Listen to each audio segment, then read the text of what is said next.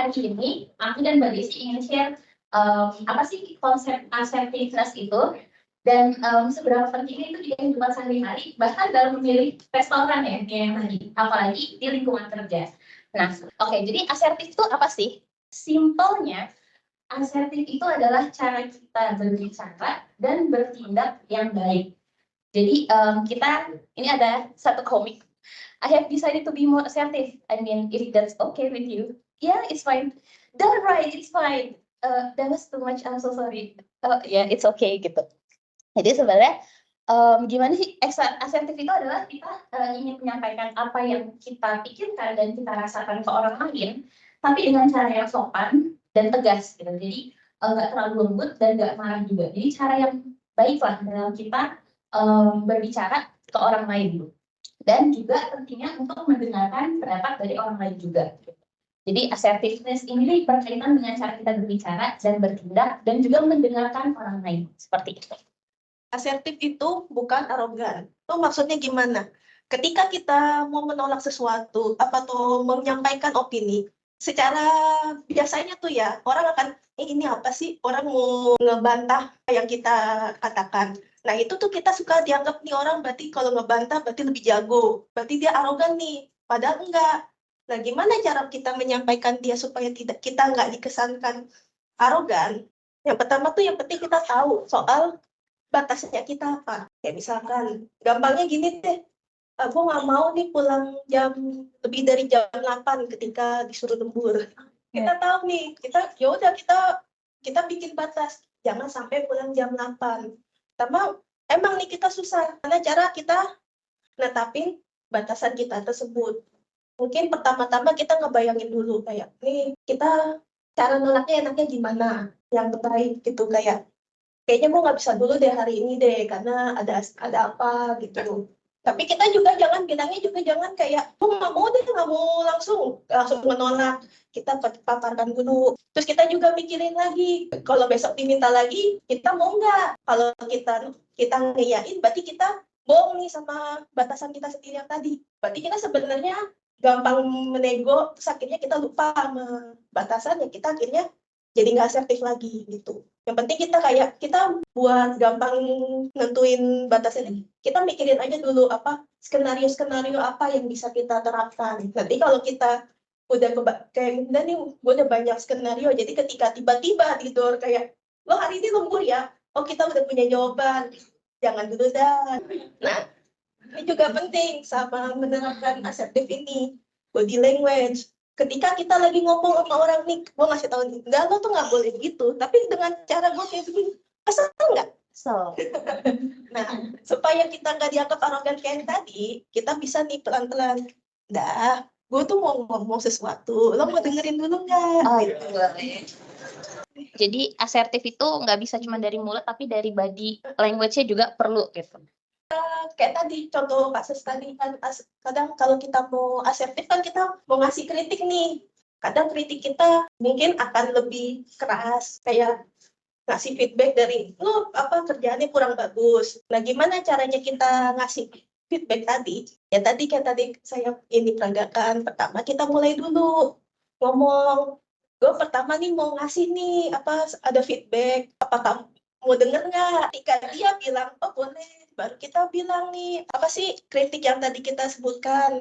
Ketika kita minta izin untuk pertama kali, setidaknya orang yang akan kita berikan kritik tadi akan mempersiapkan diri nih.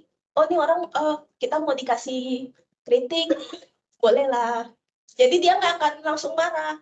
Dia akan mencoba untuk mendengarkan dulu. Nah, setelah kita ngasih kritik tadi, jangan lupa dikasih juga pujian. Ya lo udah ini, tapi lo udah juga hebat lo, udah mengerjakan hal ini dengan baik, terima kasih gitu. Jadi sebelum kita ngasih kritik, kita minta izin dulu, mereka mau mendengarkan kritik kita enggak. Kalau mereka baru mau, baru kita berikan kritik atau kita berikan feedback yang mungkin agak terdengar kasar, tapi setidaknya kita udah minta izin dulu. Nah, baru habis itu kita puji. Tadi Mbak Desi udah ngaparin gimana kita memberikan harsh feedback ya. Sebenarnya kenapa harsh feedback? Karena ketika kita menyampaikan pendapat, misalnya dalam kondisi kita mau kasih feedback ke orang gitu ya di lingkungan kerja. Nah, gimana sih caranya biar nggak ofensif, orangnya nggak tersinggung gitu. Nah itu tadi udah dipaparin sama Mbak Desi. Nah kalau udah tahu gimana cara memberikan feedback, nah ada juga nih cara-cara untuk menerima feedback yang mungkin agak apa namanya,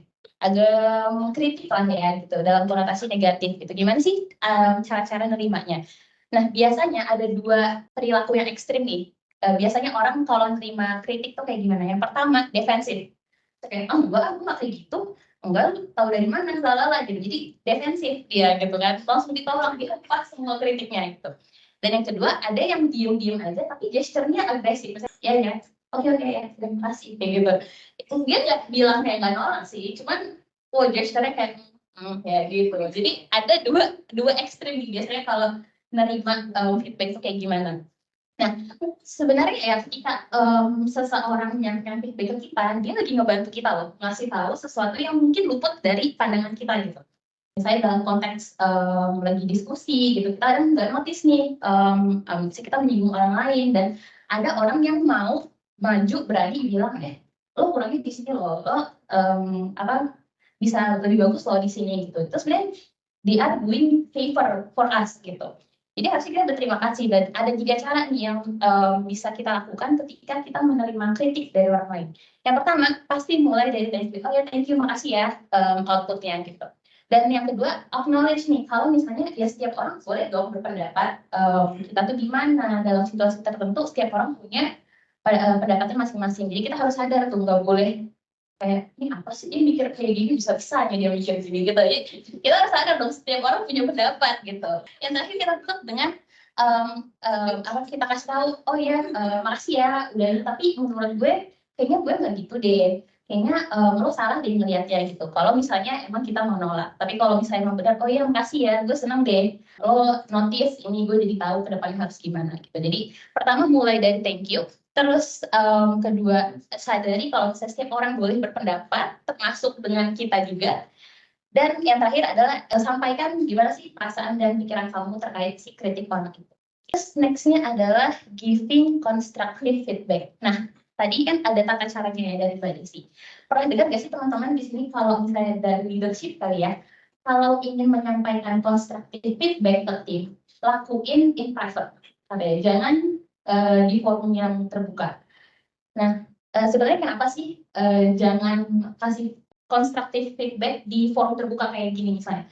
Karena orang cenderung ngerasa diserang gitu. Coba ya Mbak Sita, nanti jangan ini ya, jangan terlalu cepat misalnya, lembur dong kayak si ini gitu kan. Nah, orang yang diberikan feedback di forum terbuka akan cenderung, oh ya dijual di depan orang lain, bisa lo nyobainnya di apa private aja, chat aja gitu. Kenapa orang lain harus tahu gitu? Jadi kalau di forum yang terbuka gitu ada orang lain, orang tuh cenderung merasa lebih diserang gitu. Nah, makanya banyak di leadership ya, sebenarnya nggak harus jadi leader juga sih, kita juga bisa jadi leadership di diri kita sendiri juga. Kalau kita ingin menyampaikan feedback, akan lebih baik sampaikan one on one gitu. Nah, ini ada beberapa cara sih sebenarnya ketika kita menyampaikan constructive feedback ke teman atau ke tim kita. Yang pertama adalah take them aside. Jadi misalnya di lagi monthly meeting, ini ada kurangnya si orang ini. Ya jangan disampaikan di situ setelah meeting, misalnya boleh dong ngobrol dulu setelah meeting ini gitu. Jadi take them aside dari grup, lalu mulai dari positive things. Ya, bagus deh minggu ini progresnya udah oke ya, lalala. Baru deh masukin, tapi gue ngerasa lo bisa lebih baik deh di bagian ini. Bisa deh kayaknya lo mulai tambah di sini dan lain-lain. Dan terakhir tutup lagi dengan hal yang positif. Tapi sejauh ini lo udah great job gitu. Gue nantikan progres lo ke depannya gitu. Nah ini adalah beberapa cara untuk menyampaikan constructive feedback. Dan gak harus seorang leader sih. Sebagai teman juga bisa kan menyampaikan constructive feedback. Nah terus ada lagi nih satu term namanya the blanket policy. Blanket policy ini apa sih? Nah ini tuh sebenarnya aturan yang kita tetapkan untuk diri kita dan juga boleh dilanggar. Misalnya kayak tadi Mbak Desi sudah cerita, pokoknya minggu ini gue nggak boleh lembur. Ya udah, kita terapin. Nah ini tuh fungsinya apa sih blanket policy ini? Itu membantu kita say no to orang lain. Misalnya kayak ramen tadi lah di awal. Sorry ya gue udah bertekad bulan ini nggak akan makan ramen. Nah kalau kita bilang si blended policy ini, orang lain nggak akan merasa itu serangan ke pilihan mereka. Misalnya teman aku kayak, kenapa ya dia nggak mau ramen? Emang apa salahnya ramen? Oh ternyata dia emang lagi punya ini aja, punya aturan di bulan ini dia nggak akan makan ramen. Jadi orang nggak akan merasa itu directly menyerang atau menolak pendapat dia, karena ego kita tuh lumayan fragile ya. Nah, yang mau ramen gitu kan. Nah, sebenarnya blanket policy ini tuh bisa kita pakai untuk bantu saying no ke orang. Misalnya, nongkrong yuk akhir minggu ini, sorry ya, gue udah janji minggu ini nggak mau nongkrong habis kerja gitu. Oh ya udah nggak apa-apa, that's okay. Bukan berarti kita nolak si orang ini ngajak, bukan. Berarti ini lebih kita ada aturan yang lagi kita taati sekarang gitu. Bukan nggak mau main sama lo aja gitu. Jadi ini si blended policy ini adalah cara kita say no ke situasi yang kita misalnya kurang nyaman atau yang juga kita suka lah. Dan yang terakhir adalah di bahasan assertiveness ini ada confrontation. Seringkali ketika kita menyampaikan apa yang kita rasakan, apa yang kita menurut kita pikirkan gitu ya, bisa jadi berakhir ke konfrontasi. Ini tidak terhindarkan ya. Dan kalau di bahasan yang ini tuh sebenarnya konfrontasinya lebih yang ke fisik gitu. Ya nggak pukul juga sih. Ada kontak fisik lah, kayak apaan sih gitu, misalnya kayak gitu lah. Nah di sini si yang ahli asertif ini share ada beberapa step untuk kita bisa lebih terbiasa nge-handle confrontation gitu. Sebenarnya bukan berarti menyiapkan untuk berantem fisik, apalagi misalnya ciwi-ciwi yang anggun ini gitu ya. Tapi akan lebih baik kita bisa mempersiapkan kalau ada situasi-situasi berantem lah, misalnya di kereta penuh terus kesenggol kesikut mau berantem misalnya kayak gitu lah. Nah ini ada beberapa cara yang bisa dilakukan untuk bisa lebih terbiasa nih kalau memang ada confrontation gitu. Nah teman-teman pernah nggak sih berantem sama orang terus rasanya baru juta keringat dingin mau ngomong terbata-bata gitu. Nah sebenarnya kenapa sih kalau lagi mau berantem tuh badan tuh cenderung apa ya, lebih susah dikontrol. Nah, itu sebenarnya berasal dari ketidakfamiliaran kita dengan situasi tinggi konflik, tinggi emosi itu lah, lagi berkonflik gitu kan. Nah, karena kita nggak kebiasa, akhirnya badan kita masuk ke mode flight, terbang, bukan fight. Nah, jadi si orang ini menyarankan untuk kita lakuin aktivitas yang membiasakan kita untuk kontak fisik dengan orang, misalnya dansa atau taekwondo gitu. Nah, jadi kalau cowok-cowok biasanya tiba-tiba ada orang megang kerahnya gitu, nggak kayak kaget gitu biasa kayak, wih kenapa nih gitu duel gitu. Jadi bisa lebih terbiasa karena ya mungkin udah pernah latihan taekwondo atau misalnya ya kalau dansa kan sering kontak fisik. Jadi di situasi-situasi konfrontasi itu udah lebih terbiasa lah.